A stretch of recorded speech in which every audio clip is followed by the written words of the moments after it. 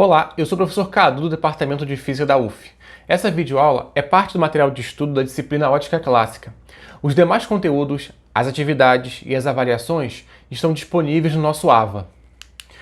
Na videoaula passada, nós estudamos as ondas. Vimos que elas podem ser classificadas em transversais ou longitudinais e que elas satisfazem a equação de D'Alembert, a famosa equação das ondas.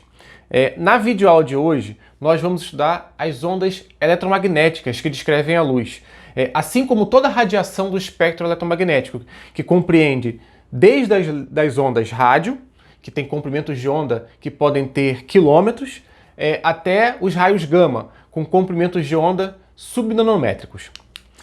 Na videoaula de hoje, nós nos debruçaremos sobre a seguinte questão: por que falamos que a luz é uma onda eletromagnética?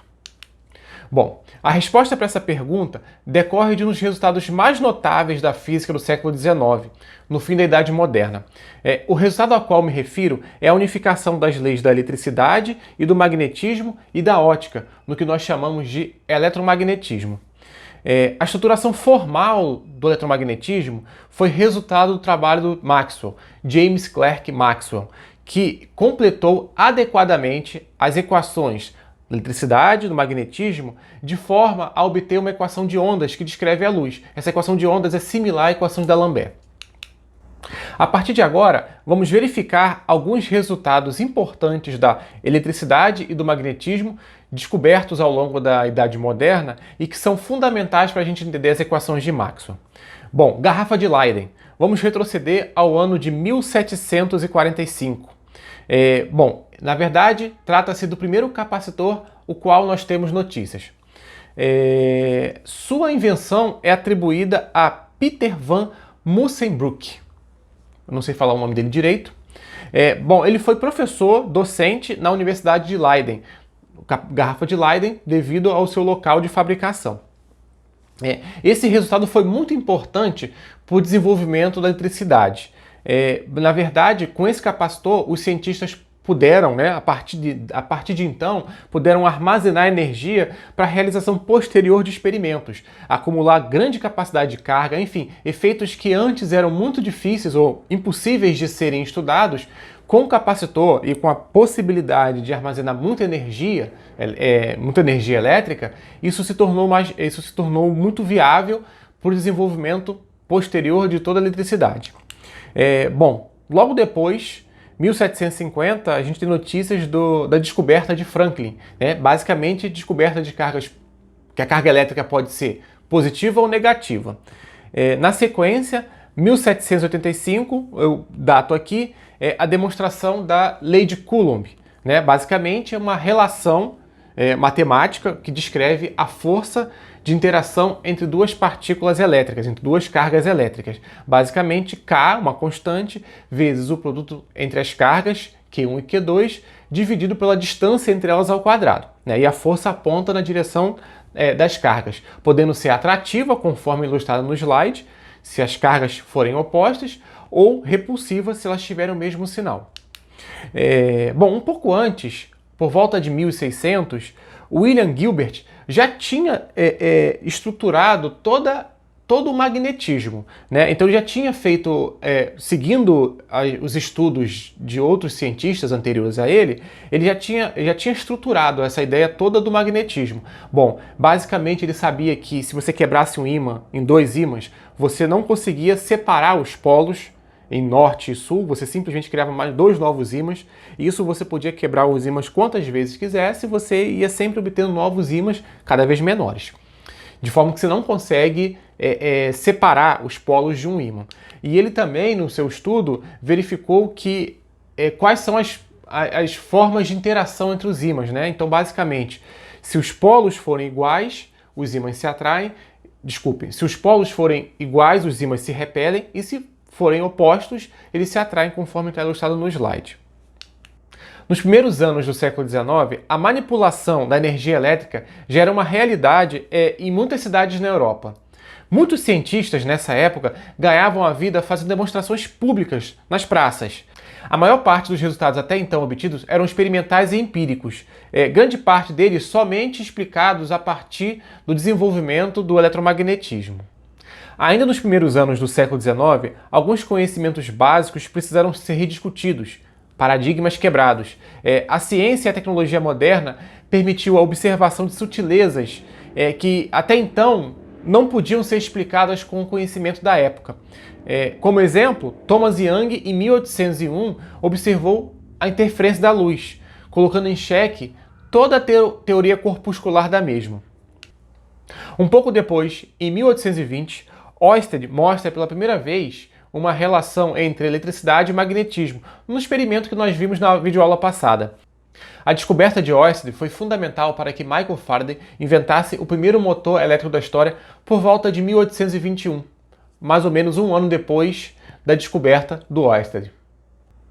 A partir dos anos de 1820, já era um fato que a eletricidade e magnetismo eram fenômenos relacionados. Essa relação produziu descobertas e muitas vezes implementações imediatas, como o caso do motor do Faraday que eu citei anteriormente. Já pensou como seria o nosso mundo se não houvesse um domínio da eletricidade e do magnetismo, ou do eletromagnetismo? Neste período, a comunidade científica ficou empolvorosa.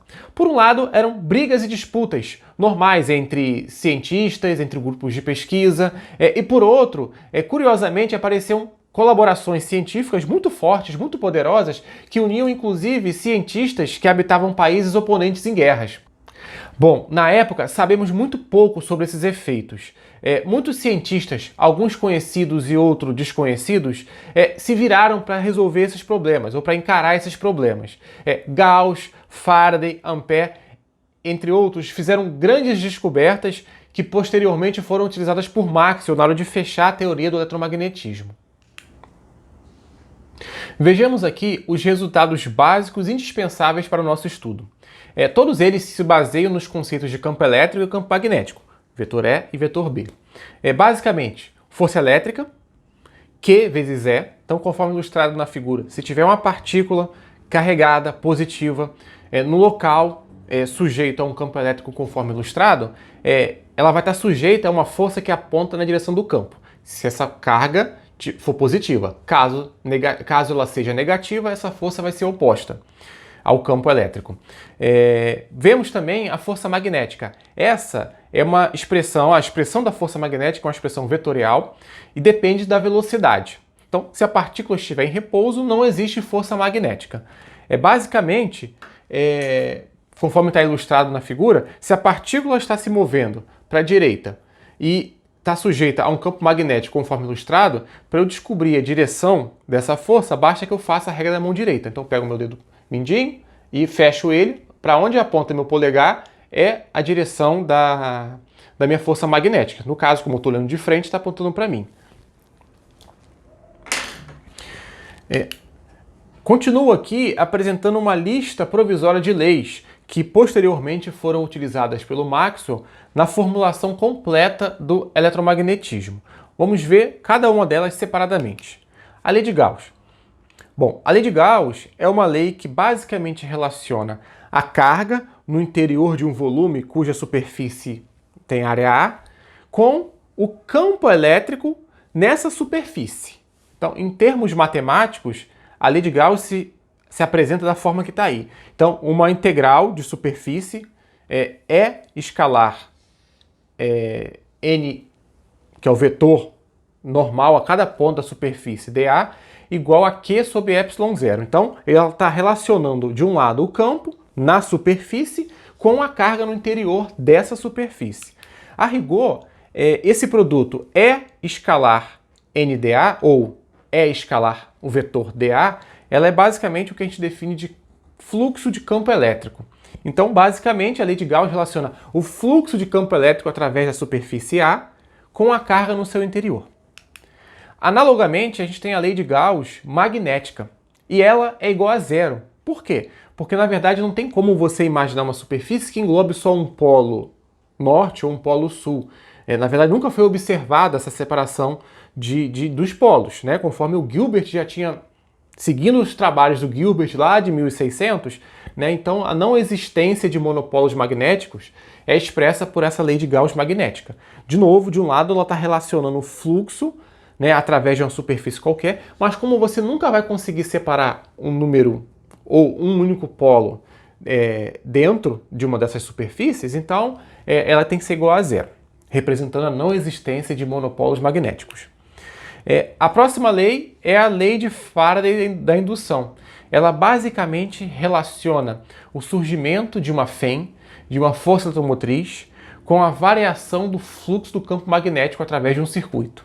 Então, o circuito que está ilustrado na figura é uma espira ligada a um amperímetro. Então, por exemplo, isso aqui é uma espira e o amperímetro está aqui do lado, imaginário.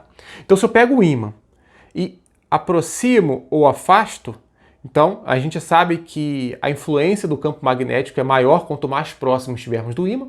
Então, imagina que se eu aproximo o ímã dessa espira, eu vou estar aumentando a intensidade, vou estar variando o fluxo aqui. E na verdade é isso que acontece. Sempre que você pega uma espira de metal, né, um pedaço de fio enrolado, conforme está no slide, ou um circular como está aqui, você mexe o ímã nas proximidades, o amperímetro vai acusar o surgimento de uma corrente elétrica. E o Faraday, ele sintetizou todos esses estudos aí nessa lei que está aí expressa. Então, de um lado, a FEM, a força eletromotriz, ela é igual a menos a variação do fluxo do campo magnético. E também pode ser representada em termos dessa integral de linha ao longo da superfície C, no final das contas, da curva C, dessa curva. Essa integral a gente chama de circulação, né? Que é uma integral de linha ao longo desse circuito. Vai ficar mais claro nesse slide aqui, né? Então, basicamente, se no experimento, na realidade, eu pego lá a espira, aproximo o ímã e vejo que vai surgir uma corrente, a explicação de uma corrente elétrica, ela é basicamente o quê? São cargas elétricas em movimento. E o que faz uma carga elétrica estar em movimento? É basicamente o que faz uma carga acelerar, é um campo elétrico. Então, o que se observa é que se você pega o ímã, mexe ele com relação à espira, você vai estar, de certa forma, criando uma corrente, que isso é basicamente a criação de um campo elétrico que faz as cargas que estão dentro do fio que compõe essa espira acelerarem. Exatamente como está ilustrado na figura. Só que eu estou aí olhando na figura uma vista superficial, né? Então esse círculo mais externo, essa é basicamente a ideia do campo, e você tem lá o círculo mais interior, representado com uma linha mais espessa, o circuito do fio mesmo, e o campo elétrico. Isso, obviamente, só funciona da forma que está ilustrado quando você tiver, por exemplo, um campo magnético variando. Ou seja, você vai aproximando, ou seja, se você para, você não tem mais a força automotriz, você não tem mais o campo elétrico. De forma resumida, essa é a lei de Faraday da indução. Relaciona tanto a força eletromotriz, como essa circulação em torno desse circuito, com a variação do fluxo do campo magnético. Temos também a lei de Ampère, que basicamente relaciona ao longo de um circuito C o campo magnético com a corrente que atravessa esse circuito. Então, a lei de Faraday diz basicamente que se você tiver um circuito e você tiver corrente passando por dentro dele, você consegue relacionar essas correntes com essa circulação, ou seja, essa integral de linha ao longo do circuito. Então, por exemplo, o que a lei de Ampère está dizendo aqui é que se você tiver um circuito, você tiver vários fios, eu desenhei 4, por exemplo, a lei de Ampère ela só vale para as correntes que cruzam esse circuito, ou seja, que passam por dentro do circuito, conforme está ilustrado na figura. No caso, as correntes 3, 2 e 4. A corrente I1 está fora, então ela não passa por dentro do circuito, então ela não é contabilizada nessa integral. De posse das leis de Gauss, Ampère e Faraday, Maxwell se põe a pensar em questões mais profundas com relação aos problemas de eletricidade e magnetismo. Basicamente, problemas relacionados à simetria dos problemas. Vejam, a lei de Faraday diz que a circulação do campo elétrico ela está relacionada com a variação do fluxo do campo magnético. Ou seja, a variação do campo magnético produz um campo elétrico induzido. Maxwell olha para a lei de Ampère e verifica a existência de uma circulação. só que não é do campo elétrico, é do campo magnético. E aí ele se pergunta, então será que a variação do campo elétrico produz um campo magnético induzido? Bom, a resposta é sim, né? Maxwell, antes inclusive de saber da resposta experimental, ele faz toda a teoria, ou seja, ele complementa a equação de Ampère, que hoje em dia é conhecida como equação de Ampère-Maxwell, por causa da introdução desse termo que o Maxwell descobriu. Basicamente, para essa equação ser dimensionalmente correta, né, esse termo que fica aí, ε0 vezes a variação do fluxo do campo elétrico, é o chamado termo de corrente de deslocamento, de forma que a expressão da lei de Ampère-Maxwell fica da forma que está escrita no slide.